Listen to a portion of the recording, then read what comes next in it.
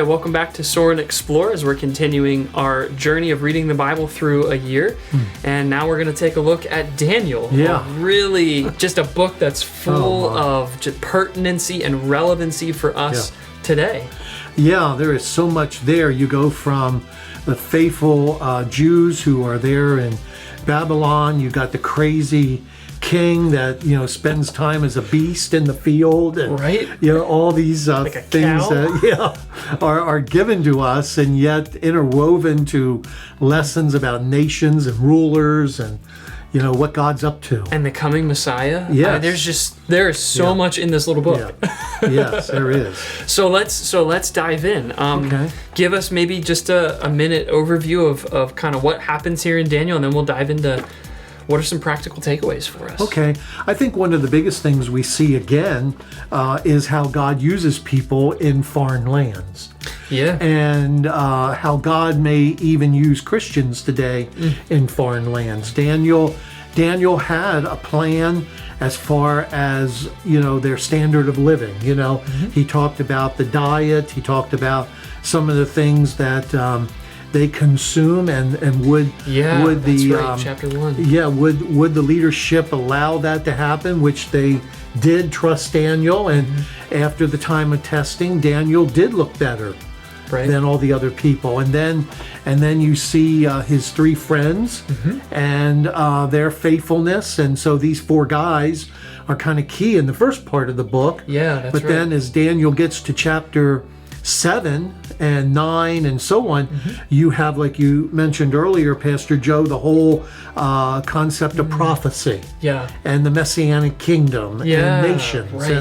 And so you go from just everyday living in Babylonia to the nations of the world. I mean, to the point that, I forget which chapter it's in, where Daniel, in seeing all that he saw, it says he became sick on his bed. Just so overwhelmed by end time kind of stuff.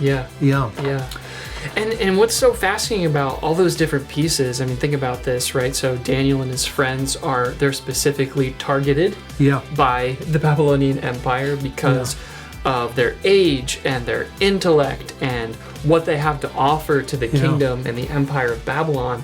And so they're given a complete makeover. I mean, down to the point where they're given new names, they're given Babylonian names, right? And in an effort to simply erase the Hebrew identity and replace it with a Babylonian one because they saw the potential in these young men. And so what a testimony of what it looks like to follow faithfully, to follow God faithfully in a foreign land and in the exile, where when we get to the New Testament, this is why one of the common themes we'll see is we're exiles today. We're exiles without a home, because our ultimate home is going to be with the Lord. And I think all those pieces kind of come colliding together in Daniel. And it's so relevant for us today because it shows us that there's so much nuance, I think, in following God, and so there's loyalty, and yet there's subversion, and the only way to know what to do when is to be sensitive to what God is leading us to do. Yeah, and as I sit here and listen to you say that, I think about just us today. I think about our nation today. There are a lot of things that are changing in our nation. A lot of people would probably say, we're erasing identity, of who we were as America 20 years ago, maybe, shorter than that. But as I heard you just saying that, the thing that just hit me is that no one can erase our identity in Christ. That's right. And so even though our nation today would change, erase identity that, we hold on some level dear to us. I guess we need to be careful because what do I wrap my identity up in? Or who do I wrap my identity up in? So it can be a good lesson for us today. That, hey, we might see changes in our lifetime. And we might see things erased that we don't quite understand why. But like you just said, Daniel's name was erased. His friends' names were erased. Everything about what they were trying to do was to make them Babylonians, but yet we see when Daniel prays, when Daniel obeys God, he was still a child of God from the Old Testament view. Right. Yeah. Yeah. So, right. Part of the covenant people. Yeah. And remember, right, those covenant people here, they're in exile because they didn't live up to the vision that God had for them. Right. To the mission that he had given them. Was that they were a blessed people, not for themselves, but actually to be a light to the nations. Right.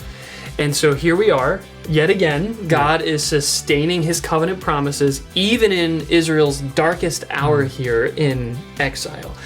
And so how easy it would have been for Daniel and his friends. I mean, I wasn't them, I'm not them, but I'm surmising here. How easy it would have been to simply kind of if you picture a line with two opposite poles, it might have been easy for them to assimilate into the Babylonian culture and just say, okay, this is who we now are. Yeah. This is our new identity. Here's our new names. Right. Here's our new customs. Here's our new culture. Here's our new faith. And if we're going to be successful, then this is what we have to do. Yeah. Right? How easy that way. And then on the other end, you could just have anarchy. Right. No, I'm going to stand up for what is right. I'm not going to bow my knee to any of these things that they put on me. And context is helpful here. They're in exile. Right. And so, okay, well, that option is probably going to get you killed quickly. Yeah. Right? That's true. And so I think there's just so much here. And I feel like I've just only begun to tease this out even in my own life. But again, there's loyalty to those in authority that they're under. Right. They move up quickly in rank and file. This is very similar to what we see with Joseph down in Egypt, right? Why? Because they're hard workers, they're loyal, they're intelligent, they're seeking the welfare of the city, which God told them to do back in Jeremiah. They're doing those things, and yet, right, even they have clear lines. So when they're asked, not when they're asked, when they're told, you will bow down to the statue. Right. No. Yeah. Well, okay, well then you're going to have to get thrown in the furnace. That's fine. Even if God doesn't, like, don't you love that? I know. Even if God doesn't save us, guess what? That doesn't mean he's not faithful. Right. No. There's just so much here. Yeah, and again, and then how God even proves himself in those situations that when they're delivered, they're even exalted higher. I know. And all of a sudden now there's this testimony of the God of Daniel or Shadrach, Meshach, Abednego. Yeah. It's out there, and the king becomes aware and acknowledges and elevates these guys. To the point that the other people get angry again and try and trick Daniel. By, okay, we're going to have everybody bow to the king. Yep. And Daniel would not do that. Yeah. Yeah, I mean, it's similar to kind of a point we teased out in our last episode where we were talking about Haman. Yes. And how he was attempting to not just take down Mordecai, right, and Esther, but then the whole Jewish community, whole Jewish people. Where here, now later in Daniel, he's actually tossed into the lion's den because he had people around him. Maybe they were jealous of his position. Maybe they were jealous of him. Maybe they hated him because of his faith. Yeah. And so they get into the king's court. They whispered in the king's ear. He makes an edict that's binding. Yeah. Daniel is caught praying to his God. He's thrown in, and the king, like, I just love the picture. The king's like nervous when he gets there the next day. Is somehow Daniel going to be alive? Yeah, and also sad. Yeah, because of his own edict. Exactly. He has to condemn Daniel. Yes. To uphold his own name. Yeah, and I think in Daniel it also presents the fact that the king went the next day. Yes, what happened here? He was so eager. What's going on? Yeah. Oh, yes. There's so much here. So this is a roadmap for us, right? It's not apples to apples because we live in a different culture and a different day and age. But I think we see clear principles here in Daniel that can carry over today to teach us how do we live as exiles? How do we live in a land that, as believers, ultimately this place is not our home, and yet we're called to be in this world, following Jesus. Yeah. And so I think on the reverse side, then what we also see relevant for today is how, and this doesn't apply to just people who don't follow God, right? This can apply even to us who follow Jesus. Yeah. We become like beasts. When we wander from God, whether intentionally or not. Right. Yeah, and all to the point of being crazy sometimes. Yeah, so you alluded to this when we opened up. But can you speak a little bit to Nebuchadnezzar? Well, I think just the fact of how that prophecy came on him, and here was this king elevated. I mean, he was admired. He was to be worshipped and all that. And now you see him eating the grass and, living out in this, field or whatever, And yet then God restores him. And he does give praise to God for that restoration. I think it just is a picture to us, like you said, of the madness that can overtake us mentally or spiritually, where things are just out of control. We live as beasts, so to speak. We really do, right? And now we're back in our first video in Genesis, right? I mean, now we're back in the garden. Are we going to take from, in a situation, are we going to take from the tree of how we want to define what is right and wrong? Or are we going to eat from the tree of eternal life as God has defined it? And here Nebuchadnezzar simply shows us that he's gonna do what a king does, right? He's gonna define what is right and wrong on his own, and yet you already alluded to this. God's grace in the midst of all of that is just so it's just so beautiful. But at the same time, I think sobering for us because we do become like beasts when we wander from Him.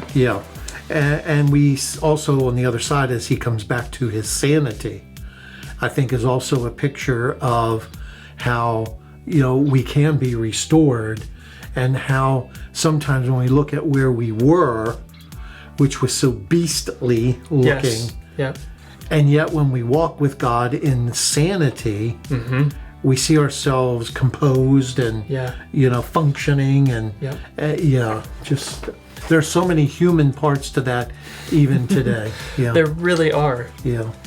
And then you talked about this earlier on, how kind of the back half of Daniel then gets rounded out with these dreams and these visions, and particularly focusing in on what's going to happen kind of at a world global level with these kingdoms, and then yet this rock that comes in and knocks the whole statue over, right?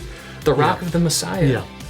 And the empires. I mean, we look at when Daniel was written, in that Babylonian period, and then we have the Medes and the Persians, and then we have Greece, and then we have the Roman Empire, and then of course the Messianic Empire, which, like you said, topples all those empires. But all that's projected, all that is again prophecy forward. God is going to. Here's Babylonia. I don't know what Nebuchadnezzar thought about all that. Oh my goodness, you mean somebody's going to overtake me? Yeah, right. You're a superpower. and now all of a sudden, you're not the power that you said you were in. And isn't that, I don't know, to me that's a lesson I think we even have to think about, regardless of what nation we live in the 21st century. Nations are not infinite. No, they are finite.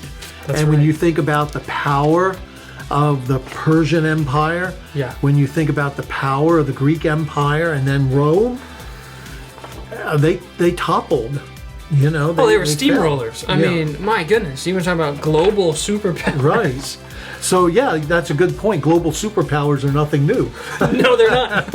Nor is the desire to have a superpower to become beastly.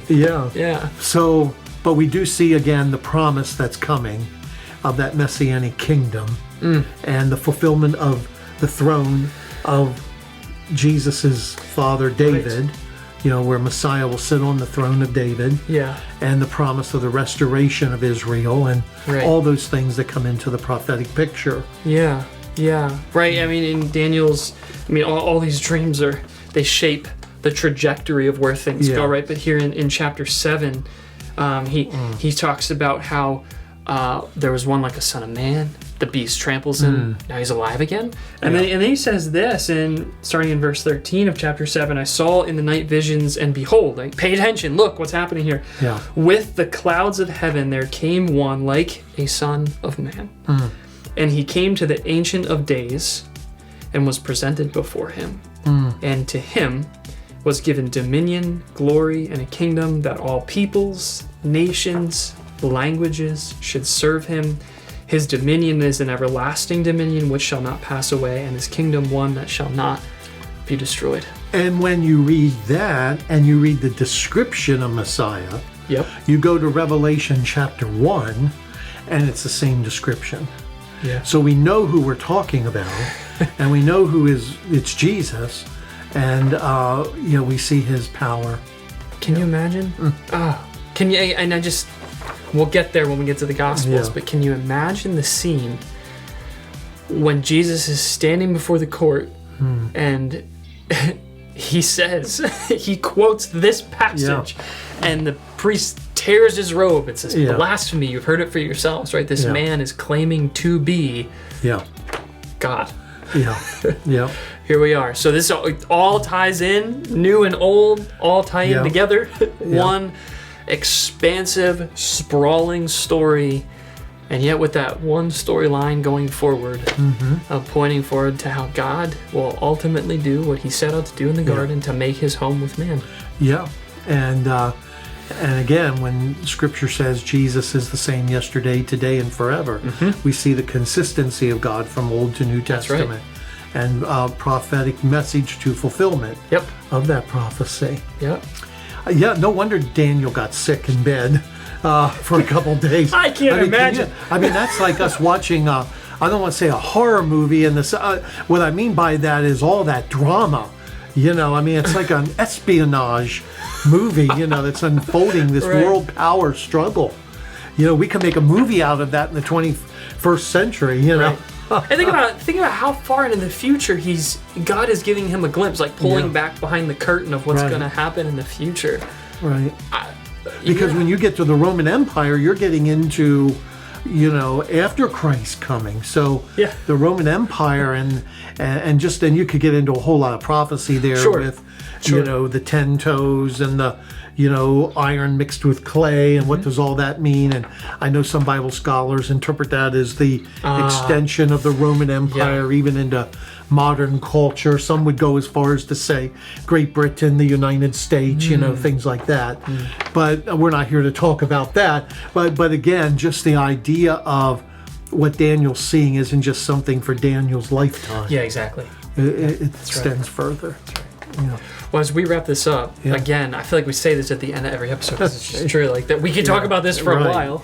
But for sake of time, any final words, any final notes of encouragement or points of relevancy for today? I just think the fact that what we've been seeing, God's faithful and He has His remnant, even if they're in a faraway land. That doesn't change the fact of what He promised. It's kind of like because of their behavior and sin, it's kind of off the main road, right? But God will bring it back to the main road because He's God, and He has to be true to Abraham. That's right. Which means ultimately He has to be true to Himself, right? Yeah. Oh my. Yeah. Well, again, hope that this was encouraging to you, that you're able to walk away from this conversation with some points of relevancy in your own walk with Jesus. And we'll continue our journey through the Old Testament as we're coming to the end here. Yeah. So looking forward to our next video with you. We'll see you then.